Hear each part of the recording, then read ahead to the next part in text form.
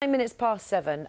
Let's talk about something we haven't mentioned, I don't think yet. Despite an increase in allegations of rape, the number of people prosecuted and convicted in England and Wales is on the decline. Women's justice groups say Crown Prosecution Service lawyers have altered their approach to rape from building cases to screening them out if they believe a jury won't convict. The CPS denies that. Let's talk about this in more detail with Rebecca Hall, a volunteer with the support organisation Trafford Rape Crisis. Morning to you. Thank you so much for joining us.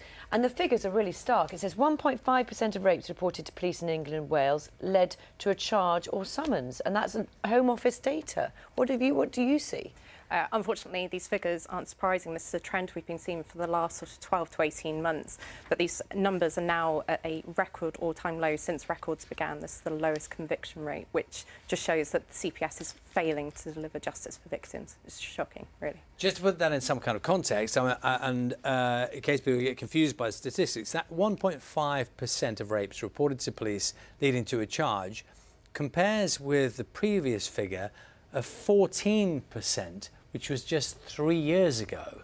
Now, something dramatic is changing. Yeah, absolutely. And what we're wanting to know is exactly what. There is a review in progress at the moment. We need to find out exactly why the CPS is failing to take these cases forward, why the police are failing to put charges forward to the CPS. These victims need justice, and it's not being delivered for them. Are you seeing in the work you do, are the same number of women coming forward in the first instance, which is possibly when you first see them? We see women at all stages of kind of the coping or aftermath of the trauma. It can be years afterwards. Actually, the majority of women who come forward to us choose not to report. By the government's own admission, only 20% of victims ever actually report. So despite the increase, which we do welcome, it's not a true representation of what's actually happening. What is the reason? I mean, there must be so many reasons, but what are the main reasons for women not wanting to report what's happened? They're in abundance, really. It's a highly complex crime. These women undergo, obviously, a significant trauma. They're then being asked to relive that trauma when they report to convince a police officer in the first instance. They're also now being asked to hand over their phones to acquire digital evidence. That could be really stressful for someone. It's another privacy violation for them. And then they have to take that case forward to court. Many of them fear they won't be believed. They don't want to relive the trauma. It's just a very traumatic experience. A lot of people looking at it from the outside might have thought that because of a lot of different cases with the police and the CPS, that there is more sensitivity around issues. It could be to do with child sex offences, for example, but also you might think by now around rape that overall there might have been a more sensitive approach which might have had an impact. We're not actually seeing that, to be honest with you. These crimes are highly complex, and the people dealing with them at every stage of the process need special training. First-line officers who often take these reports don't have necessarily the right experience to process these claims. A lot of women aren't getting the support they need throughout the criminal justice process. So you're still hearing nightmare stories of that first encounter when you try and seek help?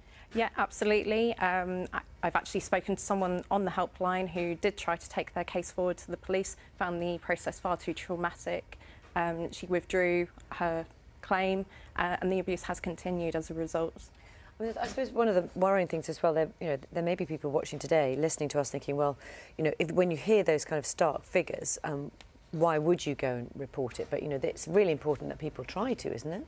Yeah, absolutely. And we do welcome the increase in people putting their trust in the police in the light of things like the Me Too movement. But these figures are just going to deter women from coming forward. It's going to bring us back to a really stark place where people are just too afraid to own what's happened to them. The Home Office has responded saying we're extremely concerned by these figures. Victims of rape deserve better. Work is required across the whole system. They also said the government have increased funding for the Crown Prosecution Service by 85 million over the next 2 years.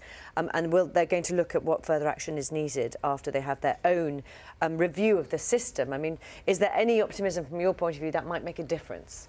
It seems to be a little bit too little, too late, to be honest. The fact that these have reached the lowest number since records began is just really shocking. We need a really in-depth review of whether trial by jury is appropriate for this kind of complex crime. We need more training and support for frontline first response officers and more support for the victims themselves at every stage of the process. Okay, Rebecca Hall from the Traffic